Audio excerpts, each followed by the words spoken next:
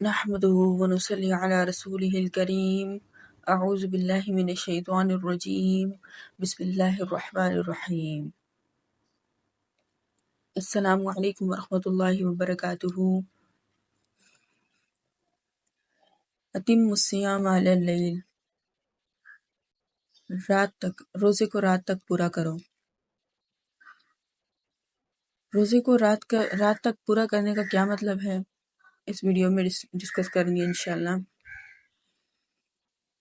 نیز عربی زبان میں رات کسے کہتے ہیں، رات کب سے شروع ہوتی ہے، عرب کے مطابق رات کب سے شروع ہوتی ہے وہ بھی بات کریں گے۔ مزید یہ بھی بات کریں گے کہ لفظ الہ، اتم الصیام الی اللیل، الہ کیا چیز ہے، اس کے کیا معنی ہیں اور یہ کیا کہتا ہے۔ سب سے پہلی بات، رات کب سے شروع ہوتی ہے۔ عرب ڈکشنری اور عرب کہتے ہیں کہ مغرب سے رات شروع ہو جاتی ہے۔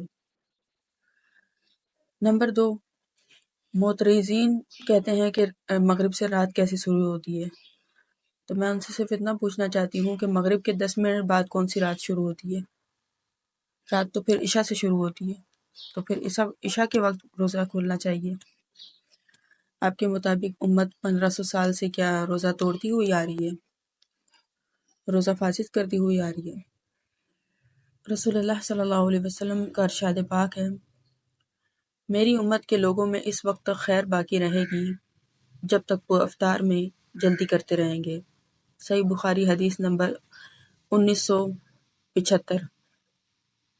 کیا مطلب ہے اس کا، کیا بات واضح کرتی ہے یہ حدیث؟ مغرب کے وقت روزہ کھولنا یا مغرب کے بعد یا عشاء کے وقت، سوال ہے۔ اب آ جاتے ہیں الہ پر۔ الہ حرف جر ہے، غایت کے لیے آتا ہے۔ اس کی وجہ انتہائے غایت کے لیے ہے۔ غایت سے مراد مسافت ہے، یعنی یہاں سے، آپ اردو میں یوں مثال سمجھیں، یہاں سے یہاں تک، یہاں سے یہاں تک کے درمیان میں جتنی بھی بات ہوگی، جتنا بھی فاصلہ طے ہوگا، اس کو مسافت ہی کہیں گے۔ الہ کے ما بعد کو غایت، یعنی ما بعد، الہ کے بعد جو ورڈ آ رہا ہے، جیسے الی اللیل، تو لیل کو غایت کہیں گے، اور اس کے ما قبل کو مغیّہ کہیں گے، جیسے اتم الصیام صیام کو مغیّہ کہیں گے۔ پھر غایت مغیّہ میں کب داخل ہوتی ہے اور کب داخل نہیں ہوتی، اس سلسلے میں 4 مذاہب ہیں، یعنی کہ 4 اقوال ہیں۔ نمبر 1، الہ کا ما قبل، ما بعد اس کے ما قبل میں مطلقاً داخل ہوگا، یعنی کہ ہر عام اور خاص صورت میں داخل ہوگا۔ نمبر 2، مطلقاً داخل نہ ہوگا، یعنی کہ عام صورت میں داخل نہیں ہوگا بلکہ کسی مخصوص صورت میں داخل ہوگا۔ یعنی ہمارا سوال تو یہاں یہ ہے نا، اتم الصیام الی اللیل میں رات یعنی کہ شامل ہے یا نہیں ہے، تو ہم دیکھیں گے، یعنی ہم یہ دیکھیں گے کہ رات ماقبل صیام یعنی روزے کی جنس سے ہے یا نہیں ہے۔ جیسا کہ ایدیکم الی المرافق، تمہارے ہاتھ دونوں کوہنیوں تک، یعنی ہاتھ کوہنیوں تک دھونے ہیں، کوہنیاں شامل نہیں ہیں کیونکہ غایت بذات خود قائم نہیں ہے۔ اب آ جاتے ہیں اپنی بحث کی طرف۔ اگر اول کلام غایت کو شامل نہ ہو یا شامل ہونے میں شبہ ہو تو اس صورت میں غایت کو اس لیے ذکر کیا جاتا ہے تاکہ حکم کو کھینچ کر غایت تک لایا جا سکے، یعنی کہ رات روزے میں داخل ہے یا نہیں ہے۔ ہے پھر تو پکی بات ہے، نہیں ہے تو پھر شک والی بات ہے۔ تو یہاں کیا کہا جا رہا ہے کہ اول کلام غایت کو شامل نہ ہو یا شامل ہونے میں شبہ ہو تو اس صورت میں غایت کو اس لیے ذکر کیا جاتا ہے تاکہ حکم کو کھینچ کر غایت تک لایا جا سکے، یعنی یہاں سے یہاں تک۔ لیکن غایت خود ماقبل کے حکم میں داخل نہ ہوگی، جیسے کہ اتم الصیام الی اللیل، روزے کو پورا کرو رات تک۔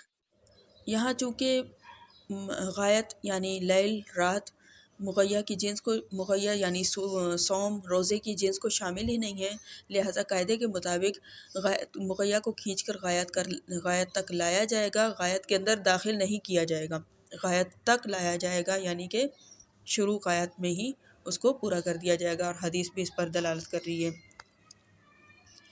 یعنی رات تک روزہ پورے کرنے کا مطلب یہ ہے کہ رات کے شروع میں ہی روزہ کھول دیا جائے گا، اور شروع ہو چکی ہوتی ہے مغرب کے وقت، رات چاند بھی نکل چکا ہوتا ہے۔ اگر یہ بات نہیں سمجھ میں آتی تو رات تو پھر عشاء کے وقت ہو رہی ہے نا، تو عشاء کے وقت روزہ کھولیں۔